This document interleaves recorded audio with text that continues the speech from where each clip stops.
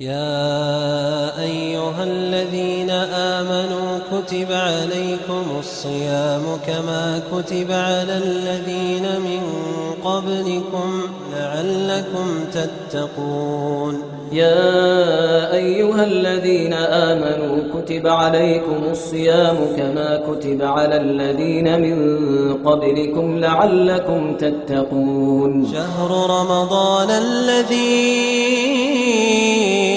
أنزل فيه القرآن هدى للناس وبينات من الهدى والفرقان الحمد لله وحده والصلاة والسلام على من لا نبي بعده اما بعد الحمدللہ ثم الحمدللہ۔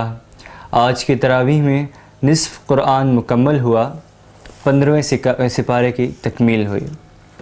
15ویں سپارے میں دو انتہائی اہم صورتیں ہیں، ایک سورہ بنی اسرائیل جسے اسراء بھی کہا جاتا ہے اور دوسرا سورہ کہف۔ یہ دونوں صورتیں جو بہت اہم واقعات پر مبنی ہیں، بہت اہم واقعات ان پہ آئے ہیں۔ ابتدا سورہ بنی اسرائیل سے ہو رہی ہے۔ یہ مکی صورت ہے، 111 آیات ہیں اور 12 رکوع ہیں اس میں، اور اسراء کے معنی ہے رات کو لے کر جانا، تو اس لیے اس کا نام سورہ بنی اسرائیل، سورہ اسراء رکھا گیا، اور بنی اسرائیل بھی اس کو کہتے ہیں، رات کو لے کر جانا۔ اور کیونکہ اس صورت میں واقع معراج کا ذکر ہے، اور معراج میں آپ صلی اللہ علیہ وسلم کو رات کے وقت لے کے جایا گیا تھا، رات کے وقت آسمانوں کی طرف آپ کو لے کے جایا گیا، اور اس لیے اس صورت کو سورہ اسراء کہا جاتا ہے۔ معراج کا جو واقعہ ہے اس سے اس صورت کی ابتدا ہو رہی ہے۔ معراج کے واقعے کی صحیح تاریخ کیا ہے اس کو یقینی طور پر بیان کرنا تو کچھ مشکل ہے۔ اکثر مفسرین نے، اکثر محدثین نے یا اکثر حضرات نے اسی چیز کی طرف کی ہے کہ یہ بعثت کے 10 سال بعد اور ہجرت کے 3 سال پہلے پیش آیا تھا، اور اس وقت اسلام کی دعوت جو ہے وہ عرب سے نکل کر یہود تک اور عیسائیوں تک پہنچ چکی تھی۔ اس موقع پہ جو ہے یہ واقعہ پیش آیا تھا۔ اور یہ معراج اس کو کیوں کہا جاتا ہے؟ معراج اس لیے کہا جاتا ہے کہ معراج عروج سے نکلا ہے۔ عروج کہتے ہیں اوپر چڑھنا، بلندی کی طرف۔ ہم کہتے ہیں نا کہ فلاں وقت جو ہے وہ اسلام کے عروج کا زمانہ تھا۔ کیا مطلب؟ اسلام کی بلندی کا زمانہ تھا، اسلام اس وقت بہت عروج پہ تھا، تو اسی عروج سے یہ جو ہے معراج بھی ہے کہ اس میں بھی آپ صلی اللہ علیہ وسلم کو بلندیوں پر لے جایا گیا، آسمانوں کی جنت اور دوزخ وغیرہ جو ہے اس کی سیر کروائی گئی، اور سدرۃ المنتہا تک لے جایا گیا، اللہ رب العزت سے کلام کا جو ہے شرف حاصل ہوا۔ بہرحال معراج کے واقعے کا خلاصہ کیا ہے؟ اس کا خلاصہ یہ ہے کہ حضرت جبرائیل علیہ السلام آپ صلی اللہ علیہ وسلم کے پاس حاضر ہوئے، اور آپ صلی اللہ علیہ وسلم کو ایک جانور پر سوار کیا، جس جانور کو براق کہا جاتا ہے، اور اس کی سپیڈ جو ہے بہت زیادہ تیز تھی۔ روایات میں آتا ہے کہ ایک گھوڑے کی شکل کا جانور تھا جس کے ساتھ پر لگے ہوئے تھے، اور اس پر آپ صلی اللہ علیہ وسلم کو سوار کیا گیا، اور اس کی سپیڈ انتہائی زیادہ تیز تھی، بہت زیادہ تیز رفتار تھا، اور اس میں سوار کروا کے سب سے پہلے آپ صلی اللہ علیہ وسلم کو مسجد الحرام سے لے جا کے بیت المقدس، مسجد اقصی، بیت المقدس تک، فلسطین میں، وہاں تک لے جایا گیا۔ وہاں پہ تمام انبیاء کرام موجود تھے جن کی آپ صلی اللہ علیہ وسلم نے امامت کروائی، نماز پڑھوائی، وہاں پہ آپ صلی اللہ علیہ وسلم نے جماعت کروائی، امامت کروائی۔ پھر حضرت جبرائیل امین جو ہے وہ اب آپ صلی اللہ علیہ وسلم کو 7 آسمانوں پر لے گئے۔ یہ پھر بڑا لمبا طویل قصہ ہے، ہر آسمان پر مختلف نبی ملتے گئے، ان سے جو ہے ملاقات ہوتی گئی، آپ صلی اللہ علیہ وسلم اوپر مزید اوپر مزید اوپر مزید اوپر جاتے چلے گئے، یہاں تک کہ سدرۃ المنتہا تک پہنچ گئے، جہاں پہ پہنچ کے جبرائیل امین نے کہا کہ اس سے آگے جانے کی میری بھی مجال نہیں، اگر اس سے آگے میں گیا تو میرے پر جل جائیں گے۔ بہرحال اس سے آگے پھر آپ صلی اللہ علیہ وسلم خود گئے، پھر اللہ رب العزت سے جو ہے کلام فرمایا۔ بڑا تفصیلی یہ واقعہ ہے، اور پھر یہاں سے جو واپسی کا سفر تھا اس میں ہم مسلمانوں کے لیے اللہ رب العزت نے جو ہے نماز مقرر کی کہ میں نے اپنے نبی کو تو معراج کروا دی، اپنی ملاقات کروا دی، میرے بندے مجھ سے کیسے ملاقات کریں گے؟ اس کے لیے نماز، روزانہ 5 مرتبہ نماز کا جو ہے ہمیں تحفہ عطا کیا گیا۔ یہ روایت میں آتا ہے کہ سب پہلے جب نماز فرض کی گئی 50 نمازیں فرض کی گئی تھیں، 50 نمازیں دن میں۔ آپ صلی اللہ علیہ وسلم جب نیچے آئے نچلے آسمانوں پہ مختلف انبیاء کرام جس طرح پہلے جاتے ہوئے ملے تھے، تو آپ صلی اللہ علیہ وسلم کو کہا گیا کہ یہ آپ کی امت 50 نمازیں نہیں پڑھ سکے گی، کم کروائیں۔ آپ صلی اللہ علیہ وسلم دوبارہ اوپر تشریف لے گئے، 5 نمازیں کم ہوئی، 45 نمازیں ہو گئی، پھر نیچے تشریف لائے، پھر کہا گیا کہ 45 بھی بہت زیادہ ہے، آپ کی امت نہیں پڑھ سکے گی۔ پھر اللہ رب العزت کی بارگاہ میں گئے، التجا کی کہ ربا میری امت جو ہے 40 نمازیں 45 نمازیں نہیں پڑھ سکتی، 40 کر دی جائیں، پھر 5 نمازیں کم کر دی گئی۔ اس طرح ہوتے ہوتے ہوتے آخر میں آ کے آپ صلی اللہ علیہ وسلم نے اللہ رب العزت سے پھر عرض کیا کہ اللہ میری امت کمزور ہوگی، مستقل جو ہے وہ 10 نمازیں نہیں پڑھ سکے گی، اس کو بھی کم کیا جائے۔ پھر اللہ رب العزت نے جو ہے ایک دن میں 5 نمازیں جو ہیں فرض کی۔ اس پہ بھی آپ صلی اللہ علیہ وسلم کو کہا گیا کہ یہ 5 بھی نہیں پڑھ سکیں گے، اور دیکھیں واقعی سچ کہا گیا کہ آج ہم 5 نمازوں میں بھی سستی کر رہے ہیں۔ بہرحال آپ صلی اللہ علیہ وسلم کو کہا گیا کہ آپ واپس جائیں، صرف ایک نماز جو ہے کروا کے۔ اب آپ صلی اللہ علیہ وسلم نے کہا کہ مجھے اللہ رب العزت سے حیا آتی ہے، شرم آتی ہے کہ میں اتنی مرتبہ معاف کروا چکا ہوں اور میں دوبارہ جاؤں، اور اس طرح 5 نمازیں جو ہیں یہ ہمارے اوپر فرض ہوئیں۔ اور اس آیت میں یہ جو شروع میں ابتدائی آیت ہے، اس میں اس سفر کے صرف پہلے حصے کا تذکرہ ہے، کیونکہ آگے آنے والے تذکرے کا تعلق بھی جو ہے اسی حصے کے ساتھ ہے، اسی تذکرے کے ساتھ ہے۔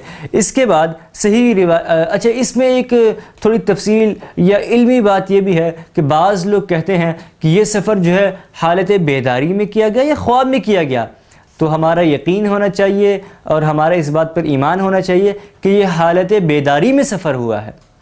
اللہ رب العزت نے آپ صلی اللہ علیہ وسلم کو بیداری کی حالت میں جس طرح فل ایکٹیو ہوتے ہیں اس حالت میں سفر کروایا ہے۔ اگر تو نیند کی حالت میں ہوتا پھر یہ معجزہ ہی کیسا تھا؟ نیند کی حالت میں انسان کچھ بھی دیکھ سکتا ہے، یہ تو تھا ہی بیداری کی حالت میں آپ صلی اللہ علیہ وسلم فزیکلی بنفس نفیس وہاں پہ تشریف لے کے گئے اور ان تمام چیزوں کو دیکھا، اور یہ ایک انتہائی غیر معمولی واقعہ تھا، اسی لیے تو اس کی اہمیت ہے۔ بہرحال اس کے بعد آیت نمبر 3 سے جو ہے پھر حضرت نوح علیہ السلام اور ان لوگوں کا تذکرہ فرمایا جو کشتی میں تھے اور اللہ رب العزت نے انہیں ڈوبنے سے بچا لیا تھا۔ یہ اللہ تعالیٰ کا خاص کرم تھا، اسے اللہ تعالیٰ یاد دلا رہے ہیں کہ دیکھو میں نے تمہیں اور تمہاری قوم کو جو ہے ڈوبنے سے بچایا تھا، اس نعمت کا شکر ادا کرو اور اللہ رب العزت کے علاوہ اور ان لوگوں کی جو اولاد ہے اللہ رب العزت کے علاوہ کسی کو خدا نہ مانو۔ روایات میں آتا ہے کہ جب حضرت نوح علیہ السلام اپنی چند جو ہے ایمان لانے والوں کے ساتھ اس میں سوار ہو گئے تھے، تو ان کے ساتھ جتنے بھی لوگ تھے جب واپس خشکی پہ اترے وہ سب لوگ مر گئے۔ اللہ رب العزت کا حکم ہوا اور ان تمام کا جو ہے وہ انتقال ہو گیا سوائے ان کے 3 بیٹوں کے۔ ان کے 3 بیٹے کیا نام تھے ان کے؟ حام، سام اور یافس، یہ 3 تھے، اور ان تینوں سے پھر آگے جو موجودہ انسانوں کی نسل ہے یہ چلی۔ باقی تمام لوگ جو ہے وہ طوفان نوح میں غرق ہو چکے تھے۔ جو چند لوگ بچ گئے تھے جو کشتی میں سوار تھے وہ بھی اترنے کے بعد ان کو بھی اللہ رب العزت نے جو ہے طبعی موت جو ہے دے دی۔ اور یہ 3 بیٹے تھے سام، حام اور یافس، ان تینوں کو اللہ رب العزت نے زندگی دی اور ان سے پھر آگے جو ہے تمام نسل انسانی جو ہے یہ وجود میں آئی۔ اس کے علاوہ ایک چوتھے بیٹے بھی تھے حضرت نوح علیہ السلام کے، جس کا نام یام تھا۔ یہ وہی تھا جو ایمان نہیں لایا تھا اور کہتا تھا کہ میں فلاں اونچی پہاڑی پہ چڑھ جاؤں گا اور میں بچ جاؤں گا، اور حضرت نوح علیہ السلام اس کو بلاتے رہے یہاں تک کہ وحال بینہم الموج، ان کے درمیان ایک موج حائل ہو گئی اور اس طرح وہ بیٹا جو ہے وہ غرق ہو گیا۔ بہرحال مفسرین کہتے ہیں، روایات میں آتا ہے کہ اس وقت موجودہ جو انسانی نسلیں ہیں اس میں جو ایشیائی نسلیں ہیں، جو ایشیا کا علاقہ ہے، یہ سام کی اولاد ہیں، اور اس کے علاوہ جو افریقہ کا علاقہ ہے، افریقہ کے جتنے قبائل ہیں، افریقہ کے جتنی بھی نسلیں ہیں، یہ کس کی اولاد ہے؟ یہ حام کی اولاد ہے۔ اور امریکہ، برطانیہ، یہ جو یورپی ممالک ہیں، ان کی جتنی بھی اولاد ہے یہ یافس کی اولاد ہے۔ یہ تینوں جو ہے ان مختلف علاقوں میں جا کے آباد ہوئے اور اس وقت قبیلے بنتے گئے۔ یہ 3 الگ الگ بالکل نسلیں جو ہے یہ پھر وجود میں آئی، 3 الگ الگ قسموں کے جو اللہ رب العزت نے انسان جو ہے شکل و صورت کے اعتبار سے وجود میں لیا۔ اس صورت کا نام بنی اسرائیل بھی ہے۔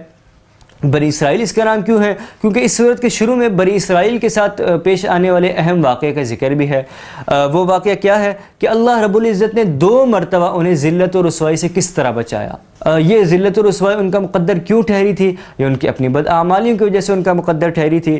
تو چنانچہ اللہ رب العزت فرماتے ہیں کہ جب بنی اسرائیل کی نافرمانیاں حد سے بڑھ گئیں، حد سے زیادہ تجاوز کر گئیں، تو بابل کا جو بادشاہ تھا بخت نصر، اس نے ان کے اوپر حملہ کیا، اور حملہ کرنے کے بعد ان کے اوپر فاتح ہو گیا اور ان سب کو غلام بنا لیا۔ جتنے بھی بنی اسرائیل تھے، یہودی تھے، ان سب کو غلام بنا لیا، اور غلام بنا کے ان کو اپنے ساتھ لے گیا اور ان کو اپنی غلامی میں رکھا۔ 70 سال تک یہ ان کے غلام رہے بخت نصر کے، یہ یہودی جو ہیں 70 سال تک اس کے غلام رہے، وہ ان پہ ظلم ڈھاتا رہا، ظلم و ستم کی چکی جو ہے یہ اس میں پستے رہے۔ 70 سال کے بعد اللہ رب العزت کو جو ہے ان کے اوپر رحم آیا، اور ایران کا بادشاہ تھا جس کا نام تھا اخسوہرس، اس نے بابل پر حملہ کیا۔ یہ بخت نصر کہاں سے آیا تھا؟ بابل سے آیا تھا۔ اس نے پھر بابل پر حملہ کیا، یہ جو ایران کا بادشاہ تھا، اور اس نے جو ہے بخت نصر کو ہرایا، اس کا وہاں پہ جو اقتدار آیا، اور اس نے جو ہے پھر اس کو بڑا، جب اس کو یہ تمام حالات معلوم ہوئے یہودیوں کے، اس کو یہودیوں کے اوپر ترس آیا، اور اس نے واپس ان کو فلسطین، ان کا جو علاقہ تھا وہاں بھجوا دیا کہ وہاں پہ جا کے تم لوگ آباد ہو۔ تو اس طرح اللہ رب العزت ان کو اپنا احسان یاد دلا رہے ہیں کہ کیسے میں نے تمہیں بخت نصر سے جو ہے نجات عطا فرمائی، لیکن پھر بھی یہ بدبخت لوگ جب واپس اپنے علاقے میں چلے گئے تو پھر کچھ عرصے بعد جو ہے اپنے انہی کاموں میں لگ گئے، نافرمانیوں میں لگ گئے، بدعمالیوں میں لگ گئے۔ اور پھر دوسرا واقعہ فرمایا کہ دوسری مرتبہ پھر اللہ رب العزت نے اسی طرح ان کے اوپر مسلط فرمایا، تب بھی یہی ہوا۔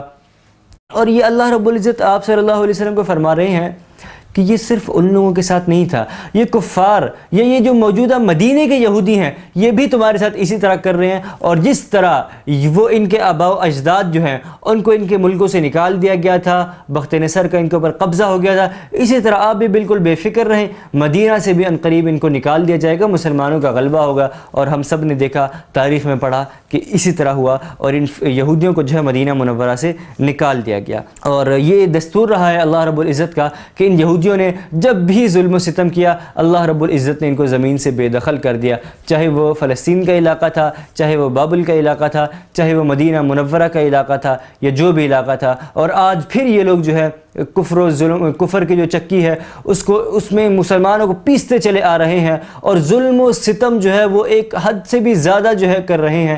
تو انشاءاللہ اللہ رب العزت کی ذات سے امید ہے کہ اب دوبارہ ان کے ساتھ جو ہے وہی حال ہوگا جیسے ان کے اس سے ماقبل ان کے جو پیش رو تھے ان کا ہوتا آیا۔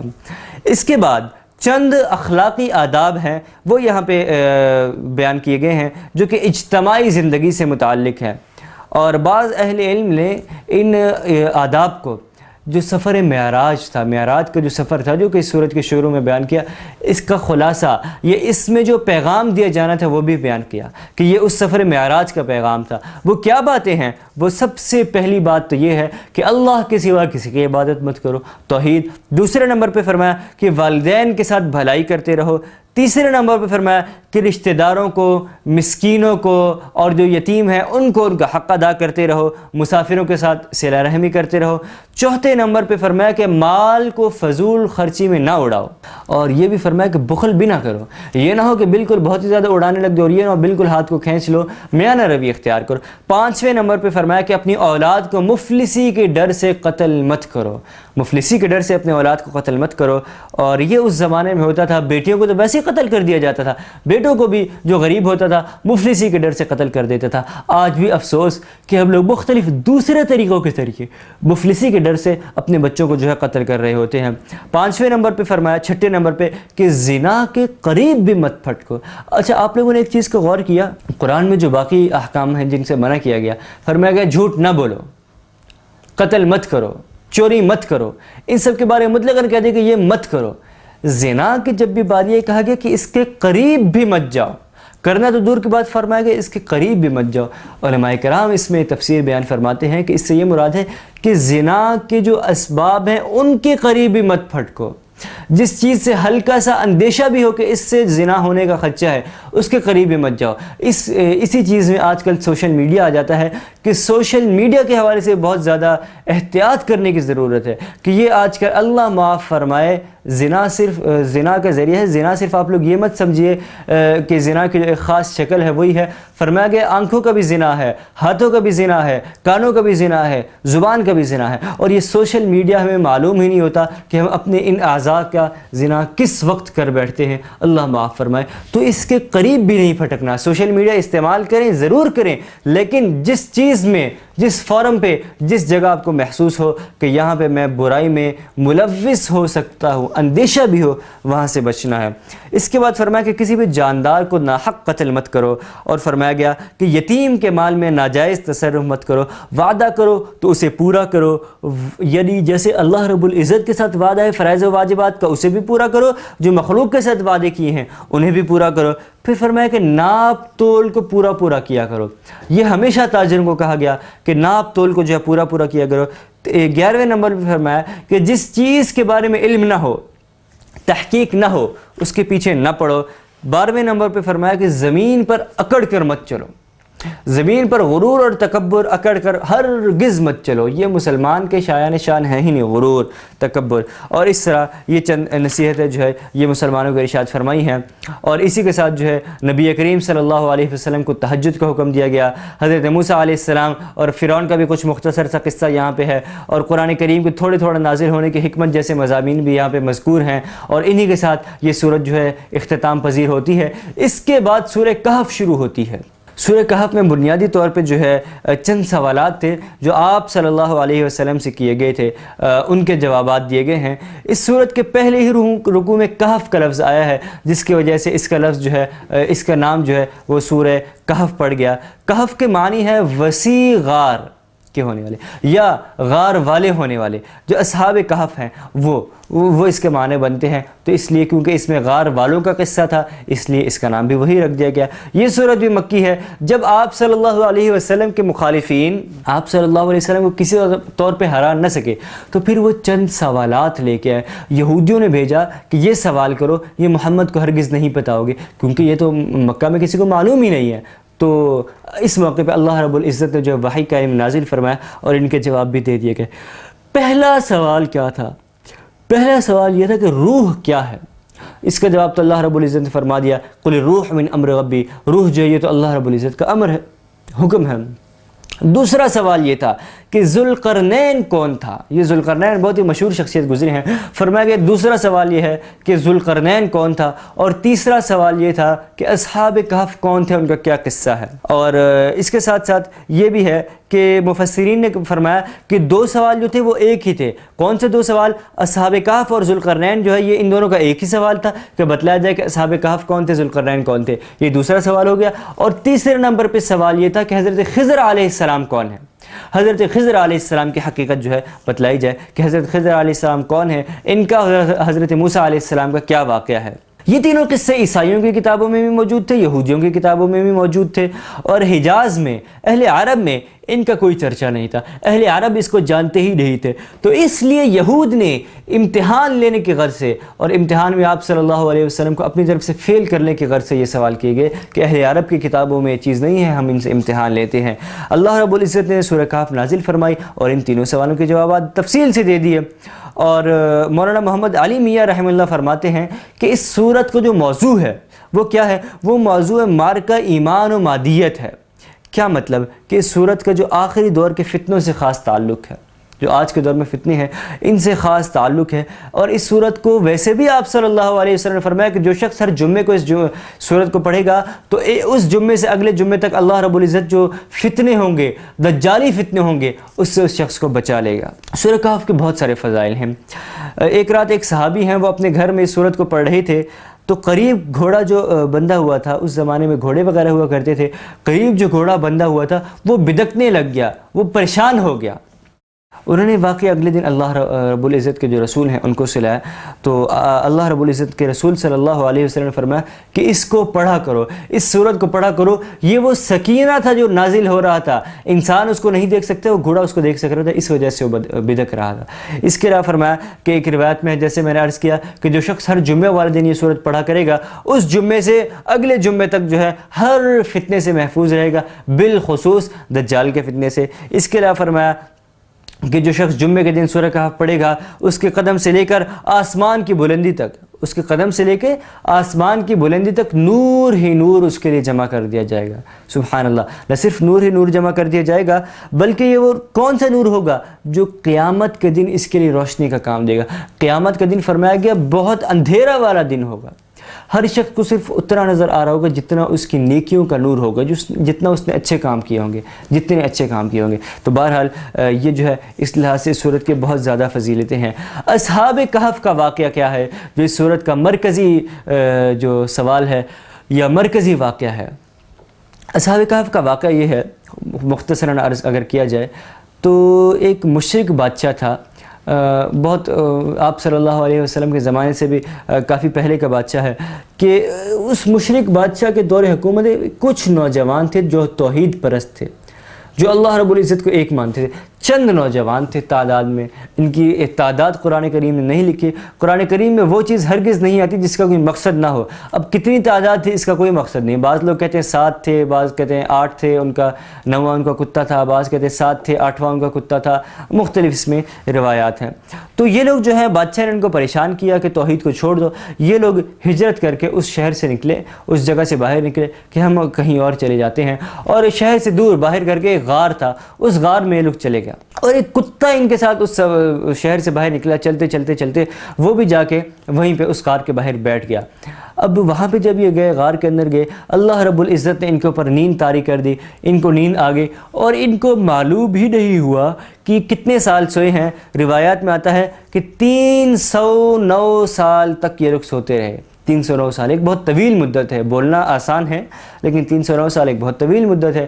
309 سال تک یہ لوگ سوتے رہے اسی غار میں، اور اس بیچ میں اللہ رب العزت ان کی کروٹ بھی بدلواتے رہے تاکہ دھوپ وغیرہ جو ہے وہ بھی ان کو برابر لگتی رہے اور جسم جو ہے وہ خراب نہ ہو جائے۔ اس کے بعد اللہ کا کرنا ایسا ہوا کہ 309 سال کے بعد ان کو جگایا گیا۔ انہوں نے جب سورج کو دیکھا کہ جب ہم سوئے تھے سورج تو ذرا اوپر آسمان پہ تھا، اب کچھ نیچے ہو گیا، یا بہرحال جو بھی آثار تھے ان کو دیکھا، ایک دوسرے سے پوچھا کہ ہم کتنی دیر سوئے ہوں گے۔ کسی نے کہا کہ 1 دن، کسی نے کہا شاید آدھا دن، کسی نے کہا 1 دن اور آدھی رات۔ بہرحال اس طرح مختلف دوستوں نے مختلف جو ہے وہ تجاویز دیتے گئے، شاید ہم اتنا سوئے ہیں۔ اب ان کو بھوک لگ رہی تھی، انہوں نے سب نے اپنے جو پیسے وغیرہ تھے کلیکٹ کیے، اور اپنے سے ایک جو سمجھدار تھا اس کو دیے کہ تم ذرا باہر جاؤ، چھپتے چھپاتے جاؤ، بادشاہ کے جو ساتھی ہیں ان کی نظر میں بالکل نہیں آنا، بادشاہ کے سپاہیوں کی نظر میں نہیں آنا، اور کچھ کھانے پینے کے لیے لے آؤ۔ یہ باہر نکلا، خلاصہ یہ کہ جب مارکیٹ میں گیا، مارکیٹ والوں سے جب اس نے جب باہر نکلا، حالات وغیرہ دیکھے کہ تو معاملات بالکل تبدیل ہوئے ہوئے تھے، ماحول ہی بالکل تبدیل ہوا تھا۔ بہرحال اتنا اس نے اس چیز کو نہیں لیا، مارکیٹ میں گیا اور وہاں پہ جو کچھ سودا خریدا۔ جب وہ سکے دیے تو دکاندار نے دیکھا، اس نے کہا یہ تو سکے یہاں پہ رائج ہی نہیں ہے، تو پتہ نہیں کس زمانے کے سکے تم دے رہے ہو۔ انہوں نے کہا کیا مطلب، یہ سکے چند دن پہلے تو ہم چل رہے تھے۔ اس نے کہا بھائی اللہ کے بندے کس زمانے کی باتیں کرتے ہو تم، یہ سکے تو کئی صدیاں پرانے سکے ہیں، اب آج کے زمانے میں رائج نہیں ہے، ہمارا بادشاہ اس کو نہیں قبول کرتا۔ کہا کون ہے تمہارا بادشاہ؟ اس نے بتایا فلاں فلاں بادشاہ ہے۔ اور اب انہوں نے کہا اچھا وہ بادشاہ ہوا کرتا تھا وہ کب تھا؟ اس نے کہا وہ تو اتنے 100 سال پہلے ہوا کرتا تھا۔ اور اب اس کو دکاندار کو کچھ گڑبڑ کا احساس ہوا، چند اور لوگ آئے، بادشاہ تک خبر پہنچی، بادشاہ آیا، جمع ہوا، کہا اچھا جب ان سب کو معلوم ہوا کہا ہمیں اپنے غار تک لے جاؤ۔ تو یہ روایات میں آتا ہے کہ اب یہ 300 جب سال سے اوپر گزر چکا تھا، تو اب یہ جو موجودہ بادشاہ تھے یہ مسلمان بادشاہ تھا، اب حالات تبدیل ہو چکے تھے، یہ سب اچھے حالات تھے، ان کے موافق حالات تھے۔ اس بادشاہ نے بڑا اچھا عزت والا معاملہ کیا اور ان کو کہا کہ مجھے اپنے غار تک لے جاؤ تاکہ میں باقی ساتھیوں سے بھی مل لوں۔ یہ لوگ اس غار تک، یہ ان کو لے کے اس غار تک پہنچے اور کہا کہ آپ لوگ نیچے کھڑے ہو، میں اندر جاتا ہوں، اپنے ساتھی کو بتاتا ہوں۔ ایک دم آپ لوگ اگر اس طرح جائیں گے وہ گھبرا نہ جائے، ان کو اس سب چیز کا معلوم نہیں ہے۔ بہرحال یہ اندر گئے، اب اللہ رب العزت نے ایک پردہ حائل کر دیا اور یہ لوگ نظروں سے اوجھل ہو گئے۔ بعض روایات میں یہ آتا ہے کہ بالکل ہی اس کے آگے کوئی چٹان آ گئی یا وہ ان کو ملے ہی نہیں۔ بعض روایات میں آتا ہے کہ ان لوگوں نے بہت زیادہ اس پورے پہاڑ میں ڈھونڈا لیکن کہیں پہ ان کو غار نہ مل سکا، اللہ رب العزت نے ان کو اوجھل کر دیا۔ اس میں کیا حکمت تھی، کیا بصیرت تھی، یہ اللہ رب العزت ہی جانتے ہیں۔ بہرحال اس طرح یہ جو ہے ہوا، بادشاہ نے پھر جو ہے اندازاً اس جگہ پہ ایک مسجد تعمیر کروائی ان کی عزت کے لیے، ان کی تکریم کے لیے، اور بہت اچھے انداز میں پیش آیا۔ اس واقعے سے نصیحت کیا حاصل ہوتی ہے؟ اس واقعے سے چند نصیحتیں حاصل ہوتی ہیں۔ ایک تو یہ کہ سچے مومن کو کسی بھی حال میں حق کے سامنے، حق کے ساتھ ڈٹے رہنا چاہیے اور باطل کے سامنے منہ نہیں موڑنا چاہیے۔ یہ لوگ حق کے ساتھ ڈٹے رہیں اور باطل کی وجہ سے اپنا شہر تو چھوڑا ہے لیکن حق کو نہیں چھوڑا۔ دوسرے نمبر پہ معلوم ہوا کہ مومن کا اعتماد جو ہے وہ اسباب پر نہیں ہوتا، مومن کا بھروسہ جو ہے وہ اسباب پر نہیں ہوتا، اللہ رب العزت کی ذات پر ہوتا ہے۔ ان لوگوں کے پاس اسباب کوئی نہیں تھے، پوری دنیا، پورا معاشرہ، بادشاہ، سپاہی، فوج، سب ان کے مخالف تھے، اسباب بظاہر ان کے مخالف تھے، لیکن پھر بھی یہ اللہ رب العزت پہ بھروسہ کر کے نکلے۔ اللہ رب العزت نے ان کو سلا دیا، تب تک سلائے رکھا جب تک ان کے موافق اسباب نہ بن گئے۔ جب 309 سال بعد ان کے موافق اسباب بن گئے، ان کے موافق حالات بن گئے، اب اللہ رب العزت نے ان کو جگایا۔